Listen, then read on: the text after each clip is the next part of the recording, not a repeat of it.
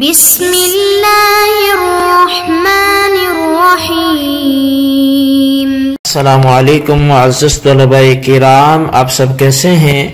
آج ہم معطا امام محمد کے سبق نمبر 318 کو پڑھیں گے۔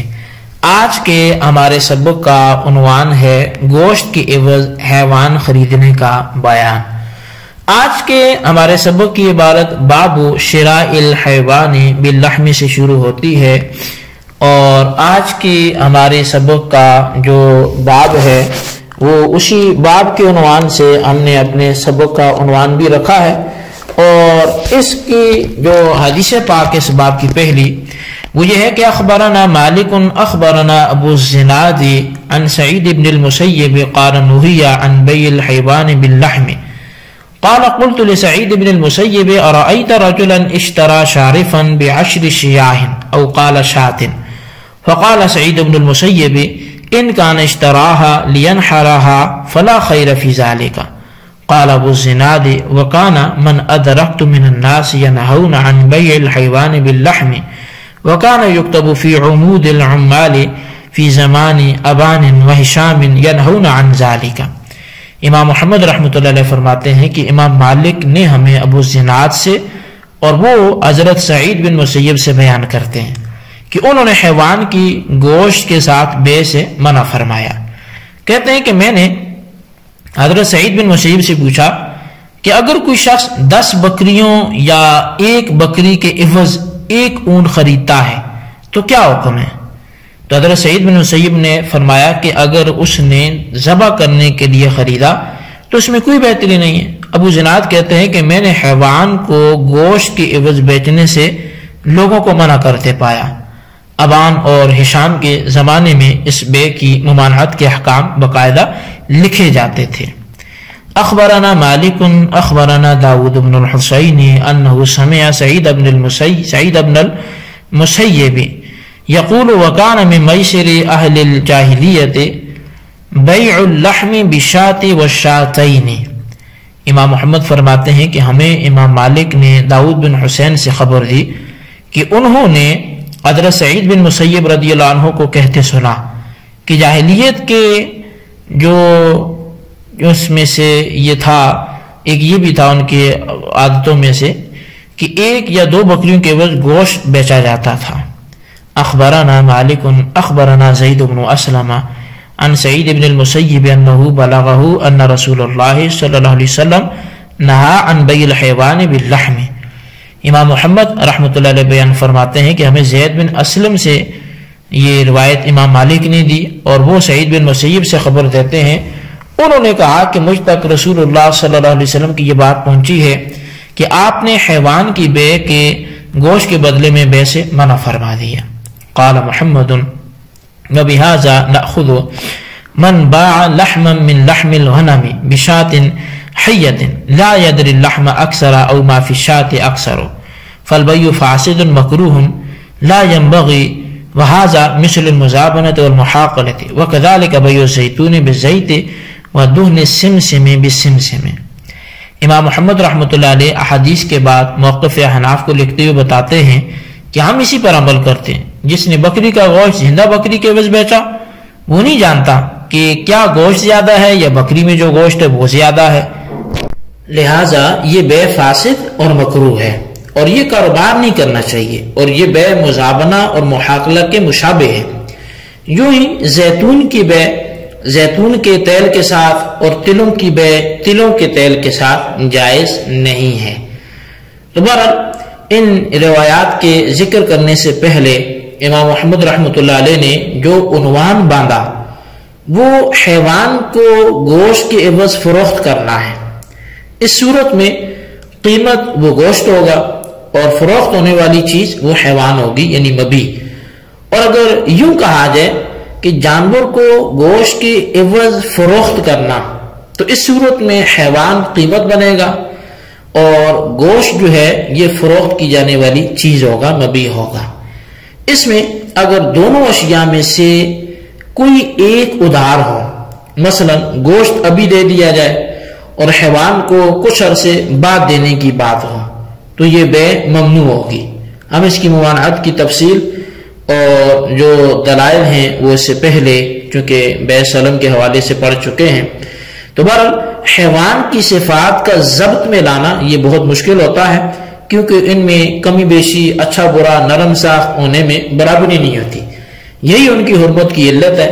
ہاں جب حیوان کو قیمت قرار دیا جائے اور گوشت کو فروخت کی جانے والی چیز بنایا جائے تو اس صورت میں چونکہ گوشت کی صفات کو ضبط میں لانا وہ ممکن ہوتا ہے، اس لیے بعض علماء نے اسے پھر جائز قرار دیا ہے. تو بہرحال ان دونوں صورتوں میں فرق ہے. تو بہرحال اس مذکورہ باب میں پہلا اثر وہ حضرت سعید بن مسیب رضی اللہ عنہ سے منقول ہے، جس میں حیوان کی بے کو گوشت کے عوض میں بیچنا ناجائز کہا گیا. اسی اثر میں راوی ابو زناد نے ایک سوال بھی ذکر کیا، وہ یہ کہ ایک شخص ایک اونٹ کو 10 بکریوں کے عوض فروخت کرتا ہے تو اس کا کیا حکم ہے؟ حضرت سعید بن مسیب رضی اللہ تعالیٰ عنہ نے کہا اگر اس کا ارادہ گوشت کا ہے تو اس میں زیادتی کی وجہ سے یہ لین دین درست نہیں ہے.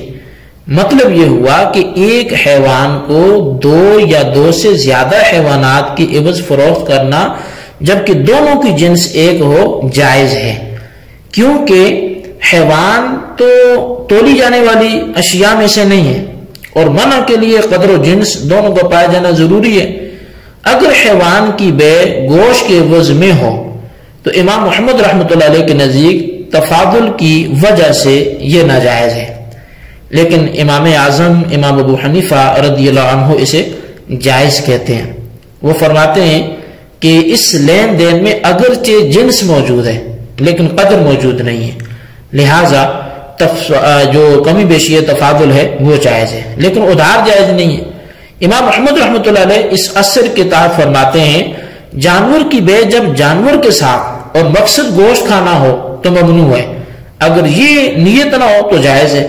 اس کی وجہ یہ ہے کہ گوشت کی وجہ سے کمی بیشی کا احتمال موجود ہوتا ہے لہذا ناجائز ہوئی، اور جب حیوان کے بدلے حیوان مقصود ہو یعنی گوشت کی نیت نہ ہو تو اب تفاضل کا معاملہ ختم ہوا، یہ جائز ہے. امام محمد اس کی دلیل یہ دیتے ہیں کہ حیوان وزن کر کے فروخت کی جانے والی اشیاء میں سے نہیں ہے. پہلے 2 آثار بھی اسی مفہوم سے ملتے جلتے ہیں.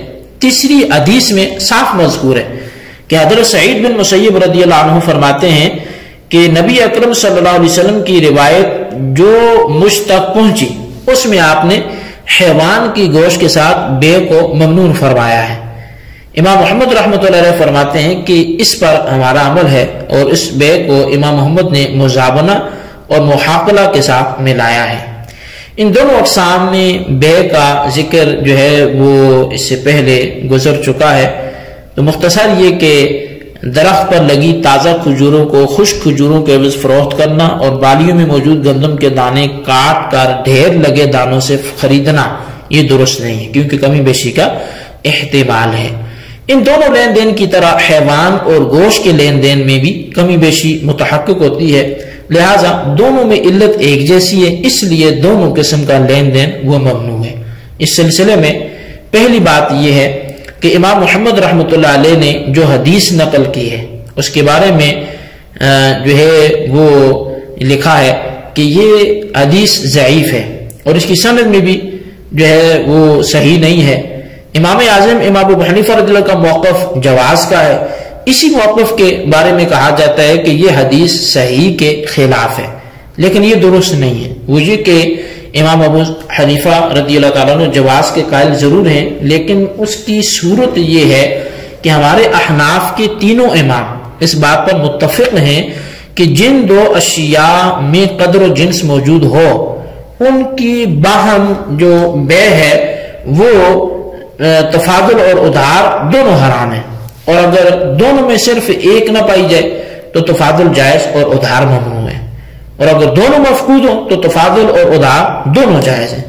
تو مذکورہ صورت میں ایک طرف حیوان اور دوسری طرف گوشت ہے. اگر حیوان کو گوشت کی جنس بھی مان لیا جائے تو بھی حیوان قدری اشیاء میں سے نہیں ہو سکتا، لہٰذا جنس متحد ہو سکتی ہے، دونوں قدر میں مختلف ہیں، لہٰذا اس بے میں تفاضل جائز ہے. ہاں ادھار جائز نہیں ہوگا. اور جب حیوان کی دوسری جنس کے حیوان سے بے ہو تو دونوں کی جنس متحد نہیں ہوگی، جیسے کہ بکری اور اون کی باہم بے کی جائے یا بکری کے بدلے میں اون کا گوشت رکھا جائے، اس صورت میں تفاضل اور ادھار دونوں جائز ہوں گے۔ امام محمد رحمۃ اللہ علیہ نے حیوان کی گوشت کے ساتھ بے کو مزابنہ اور محاکلہ سے تشبیہ دی ہے، یہ درست نہیں ہے، کیونکہ آپ نے مزابنہ اور محاکلہ کو مقیس علیہ اور حیوان کی گوشت کے ساتھ بے کو مقیس بنایا ہے۔ ان دونوں میں کامل مناسبت نہیں پائی جاتی، کیونکہ محاکلہ میں بالیوں میں گندم کے دانے اور بالیوں سے الگ کر کے گندم کے دانوں کا ڈھیر، یہ دونوں متجانس ہیں، ہم جنس ہیں، اور قدر بھی دونوں میں موجود ہے۔ اس طرح مزابنہ میں درخت پر لگی کھجوریں اور توڑی ہوئی کھجوریں بھی جنس و قدر میں متحد ہیں، لیکن مقیس یعنی حیوان کی گوشت سے جو بے ہے تو اس میں بمشکل جنس ایک ہو سکتی ہے، وہ بھی اس صورت میں جب حیوان کا گوشت سمجھا جائے اور حیوان کو بھی گوشت سمجھا جائے، لیکن قدر موجود نہیں ہے، اس لیے علت جامع موجود نہیں ہوئی۔ لہٰذا امام محمد رحمۃ اللہ علیہ کے قول کے مقابل امام اعظم رضی اللہ تعالیٰ عنہ کا قول وہ اقوی اور راجح ہے، اور امام اعظم رضی اللہ تعالیٰ عنہ کے ساتھ مسئلہ میں امام ابو یوسف بھی موجود ہیں، تو شیخین متحد ہیں اور قانون بھی ان کی تائید کرتا ہے، اور اسی کے حوالے سے وہ یہ کہ قدر و جنس دیکھی جائے گی، اور اگر دونوں موجود نہیں تو تفاضل و ادھار دونوں جائز ہیں، اور اگر ایک موجود دوسری معدوم ہو تو تفاضل جائز اور ادھار جائز نہیں ہے۔ تو بہرحال یہی ہمارا آج کا سبق، اس کو اچھی طرح سمجھیں، اس کے خلاصے کو رجسٹر پہ ضرور لکھیں۔ اللہ تعالیٰ سے دعا کرتے ہیں جو ہم نے پڑھا سنوں سے یاد رکھنے کی توفیق نصیب فرمائے، آمین بجاہ النبی الامین صلی اللہ علیہ وسلم۔